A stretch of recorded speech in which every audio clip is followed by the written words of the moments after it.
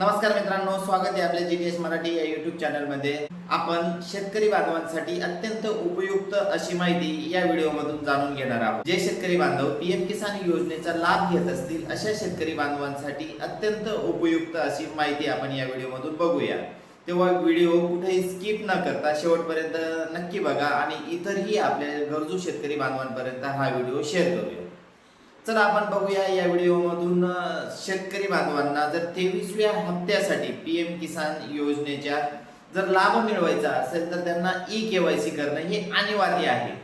जे शेतकरी बांधव ई-केवायसी करतील अशा शेतकरी बांधवांना इथून पुढे पीएम किसान योजनेचा लाभ हा मिळू शकतो। तर मग आपल्याला ही ई-केवायसी करण्यासाठी कुठेही जाण्याची गरज नाही। अगदी सोप्या पद्धतीने घर बसल्या आपल्या मोबाईल मधून ई-केवायसी कशी करायची आपण ही प्रोसेस या मोबाईल मधून जाणून घेऊया। याआधी आपण सीएससी सेंटर वरून मोबाईलच्या ओटीपी द्वारे आपली ई-केवायसी करत होतो, पण ह्या वेळेची प्रोसेस ही पूर्णपणे बदललेली आहे। आपण अगदी मोबाईल मधून आपल्याला सर्वप्रथम 2 ॲप हे डाउनलोड करावे लागतील आणि त्या ॲपच्या माध्यमातून फेस ऑथेंटिकेशन द्वारे म्हणजे चेहऱ्याचा फोटो काढून डोळे ब्लिंकिंग करून आपली फेस द्वारे ई-केवायसी ही करू शकतो। तर अगदी 2च मिनिटात आपण ही ई-केवायसी कशी करायची याची संपूर्ण प्रोसेस स्टेप बाय स्टेप जाणून घेऊया। सर्वप्रथम आपल्या प्ले स्टोअरमधून पीएम किसान हे ॲप आपल्याला डाउनलोड करायचं आहे। त्यासाठी आपल्याला सर्च बॉक्समध्ये टाकायचं आहे पीएम किसान।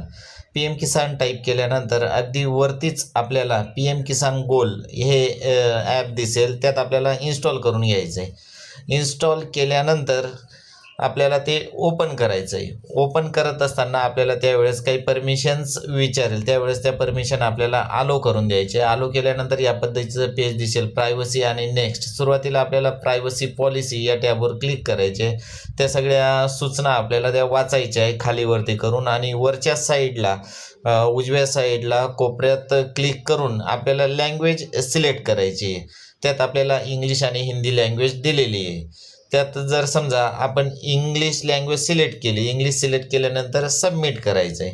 सबमिट केल्यानंतर या पद्धतीचं अपडेटेड लँग्वेजचा मेसेज येईल। त्यानंतर आपल्याला पुढचं पेज ओपन होईल लॉग इनसाठी। त्यात आपण मोबाईल नंबरसुद्धा अपडेट करू शकतो किंवा या ठिकाणी आपला अपडेटेड मोबाईल नंबर राहिला तर आपण त्यात डायरेक्ट लॉग इन करू शकतो।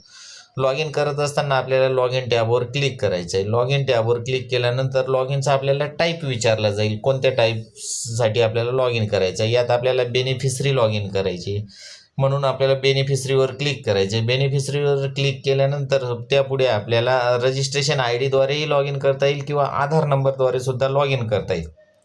तर या ठिकाणी आपण आधार नंबरद्वारे लॉग इन करूया। आधार नंबरद्वारे लॉग इन करत असताना आपला 12 डिजिटचा आधार नंबर त्यात टाकायचं आहे आणि फेस ऑथेंटिकेशनसाठी आपल्याला त्या ठिकाणी क्लिक करायची। फेस ऑथेंटिकेशन करत असताना फेशियल ई-केवायसी लॉग इन या पर्यायावर क्लिक करत असताना आपल्याकडे फेशियल ऑथेंटिकेशनचं ते ॲप असेल तर आपल्याला ते ओपन होईल। या ठिकाणी आपण आय ॲग्री फेस ऑथेंटिकेशन याला चेक मार्क लावून स्कॅन फेस म्हणायचे। आपल्याकडे ते ॲप डाउनलोड नसल्यामुळे आपल्याला ते इन्स्टॉल करावं लागेल। Face RD app is not install on device असा मेसेज। ओके केल्यानंतर आपण रिडायरेक्ट ते ॲप डाउनलोड करण्यासाठी त्या पेजवर जाऊ। त्या ठिकाणी आपल्याला ते इन्स्टॉल करून घ्यायचं आहे। इन्स्टॉल करत असताना ते इन्स्टॉल झाल्यानंतर आपल्याला या पेजमधून परत बाहेर जायचं आहे। परत बाहेर गेल्यानंतर पीएम किसानच्या ॲपमध्ये जायचं आहे। पीएम किसानच्या ॲपमध्ये गेल्यानंतर फेस ऑथेंटिकेशन RD या ॲपला काही परमिशन आपल्याला आलो कराव्या लागतील। त्या आलो केल्यानंतर या पद्धतीचं पुढचं पेज ओपन होईल। फेस ऑथेंटिकेशन कसं करायचं याच्या संदर्भातल्या या ठिकाणी सूचना आपल्याला दिलेल्या आहेत। त्या बॉक्समध्ये आपला पूर्ण चेहरा दिसेल। या पद्धतीने आपण मोबाईल सेल्फी समोर धरायचा आणि डोळे ब्लिंकिंग करून खाली फेस ऑथेंटिकेशनसाठी चेक मार्क दिलेला आहे त्याच्यावर क्लिक करायचं आहे आणि या पद्धतीने